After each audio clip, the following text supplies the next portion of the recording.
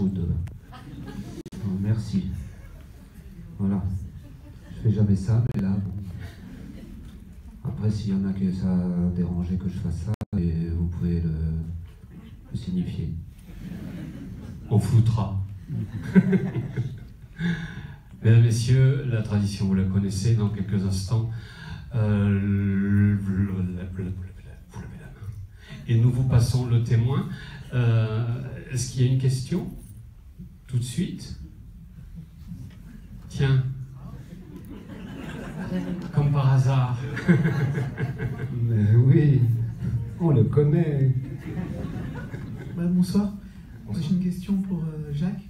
Je voulais savoir comment vous avez appréhendé et construit ce personnage. Est-ce que quand Jean-Marc vous a proposé ce rôle-là, vous étiez content de prendre conscience que c'est vous qui l'avez choisi pour cet homme magnifique? Ah oui.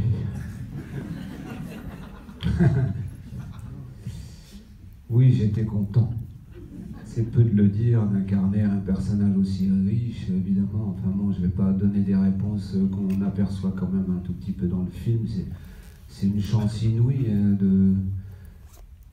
d'interpréter un tel personnage. Après, comment je m'y prends, comment s'y prend un acteur, c'est assez mystérieux en fait. Et plus je vieillis, plus je me demande comment je fais, d'ailleurs. Tout le monde entend, ça va? Oui. Parce qu'en fait, souvent je compare le travail au bois. Le bois, il joue, hein, il sèche et il joue. On le met sur des petits tasseaux en planche comme ça, et puis on attend quelques années qu'il sèche et pour en faire des meubles. Eh bien, un rôle, c'est un petit peu la même chose. Il joue et il travaille. On dit que le bois travaille aussi. Ben, c'est comme un acteur. Il joue et il travaille en jouant et parfois en ne faisant rien. C'est-à-dire que tous les semaines, les mois qui précèdent le tournage, j'apprends, parce que là il y avait quand même beaucoup de textes, hein, c'est tout le contraire du Facteur Cheval, pour parler d'un autre rôle à moustache. Et donc, comme moi j'ai une mémoire pas très jubilatoire, on va dire, je ne l'ai jamais eu, donc je suis un peu laborieux, donc je m'y prends 1 mois et demi à l'avance, et j'apprends, et je rabâche ces phrases, et ces phrases qui ne sont pas si simples, hein, parce qu'elles sont magnifiques, mais avant qu'elles atterrissent dans ma bouche et à frotter mes cordes vocales pour qu'elles vous parviennent à l'oreille, c'est un gros travail pour arriver à ce que ça vienne ça soit les miennes de phrases et que ça vienne fluide, et puis que je donne cette impression de les inventer, évidemment. Et donc c'est un gros travail comme ça, où je relis le scénario, je le relis, et je trouve beaucoup de réponses à force de relire ce scénario, et d'apprendre les phrases, et de trouver son rythme, ça peut se faire en marchant, ça peut se faire... Et puis après, évidemment, j'accueille quelques informations que m'envoie Jean-Marc, quelques vidéos, quelques discours, un petit fascicule qu'il a construit avec des extraits de discours de Deschanel, parce qu'il faut, il vous le dira peut-être, mais c'est trop bien, quelle bonne idée. Voilà ce petit fascicule que personne ne voit, mais que j'ai entre les mains, c'est tout petit, et ce livre qu'il nous offre à toute l'équipe avant de commencer à tourner, c'est magique, parce que c'est que des belles choses. C'est que des belles choses qu'on retrouve dans le film, dans des dialogues, mais aussi c'est l'objet qui est une belle chose, parce qu'il nous raconte la nécessité pour Jean-Marc de faire ce film. C'est la première fois moi, que j'ai une chose comme ça, et donc c'est cardiaque. Je veux dire, c'est chaleureux, c'est quelque chose qui nous dit oui, c'est nécessaire pour moi de faire ce film. Donc voilà, ça aussi, ça fait partie d'une forme d'émotion que je vais pouvoir après retransmettre, investir dans le personnage. Et puis je suis très long, donc je vais raccourcir tout ça. Et puis après, il y a bien sûr, donc voilà, je m'inspire, mais je ne peux pas m'inspirer beaucoup de Deschanel. D'abord, il y a très peu de documents. Jean-Marc m'a envoyé une petite vidéo, j'en ai demandé une autre, je l'attends toujours. Parce qu'il y a très peu de choses. Vous voyez, même à Paris, j'ai demandé l'autre jour, hier, à Jean-Marc, est-ce qu'il y a une avenue? J'avais même pas été voir une avenue ou une rue qui s'appelle rue Paul Deschanel. Il m'a dit oui, il y a une petite allée en gravier derrière la tour Eiffel. Et j'ai dit ça c'est extraordinaire en fait, voilà. Il a une petite allée en gravier derrière la tour Eiffel que quelques personnes empruntent. Et voilà, ça résume toute la vie, enfin le symbole qu'a laissé Paul Deschanel. C'est extrêmement triste. Et ouais, je m'arrête là, l'anecdote est symbolique. Et voilà, et donc tout le reste c'est du silence, tout le reste c'est du mystère, tout le reste c'est de la nuit, c'est du rêve inconscient, c'est le rôle qui me pénètre peu à peu, je ne sais pas par quel port, mais par beaucoup de ports, parce que je tenais beaucoup à ce personnage, et puis un jour vous essayez un costume, et puis le costume vous donne des postures, et puis un maquillage vous offre un masque, une coiffure, et puis vous êtes le personnage, mais vous ne savez pas comment il est arrivé là, parce que encore une fois, c'est plein de travail et plein de non-travail.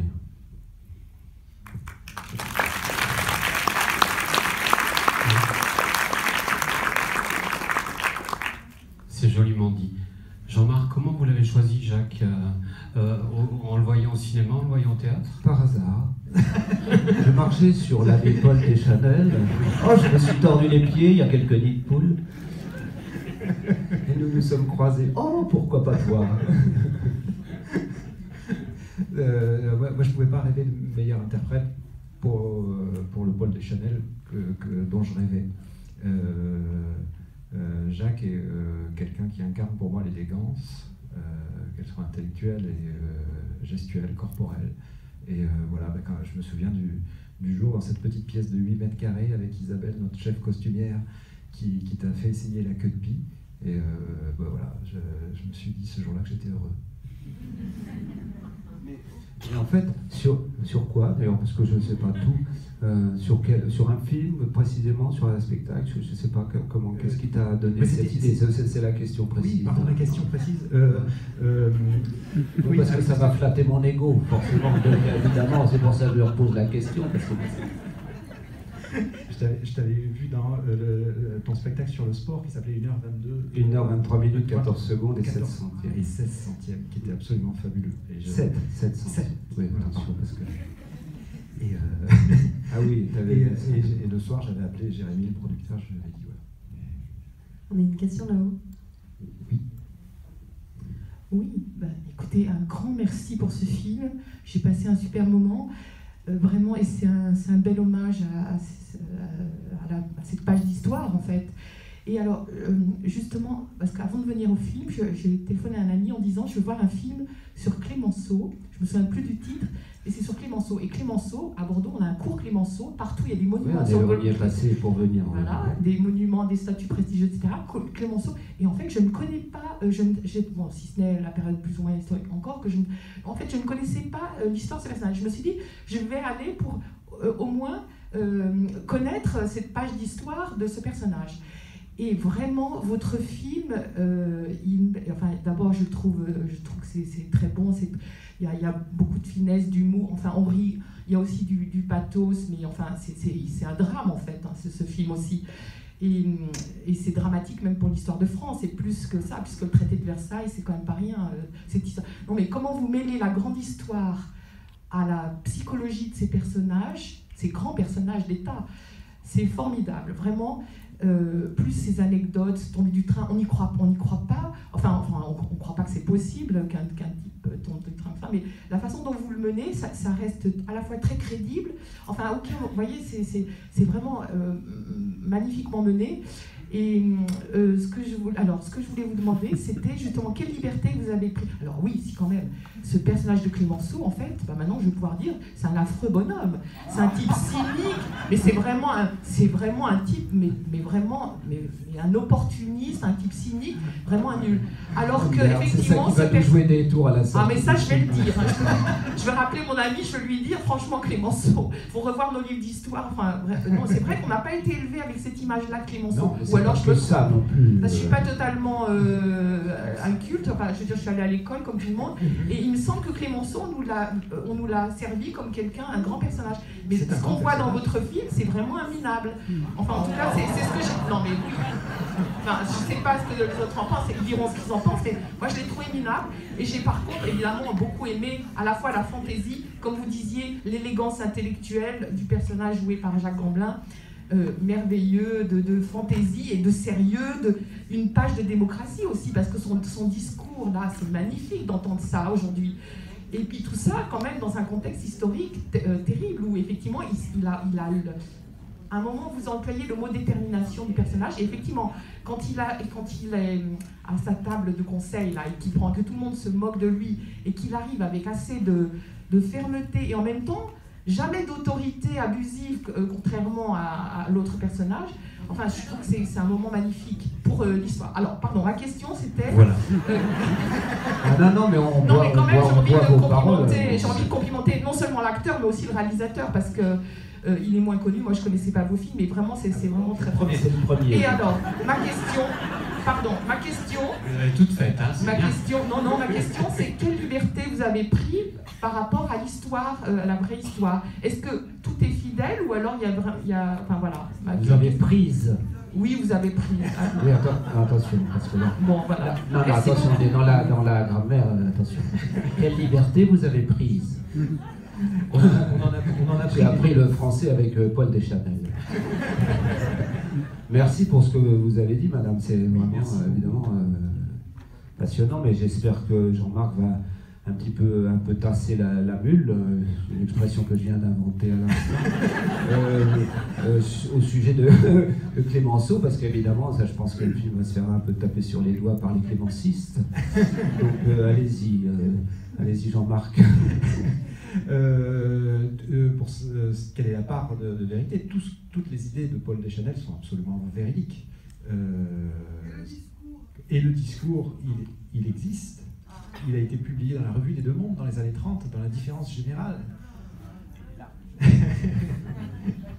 Et quelques mois après son décès, donc. Ouais, quelques mois après son décès, tout à fait. Et voilà, et nous on avait choisi juste quelques phrases, on a tourné l'année dernière, les guerres du pétrole, on ne pensait pas que ça aurait cette actualité.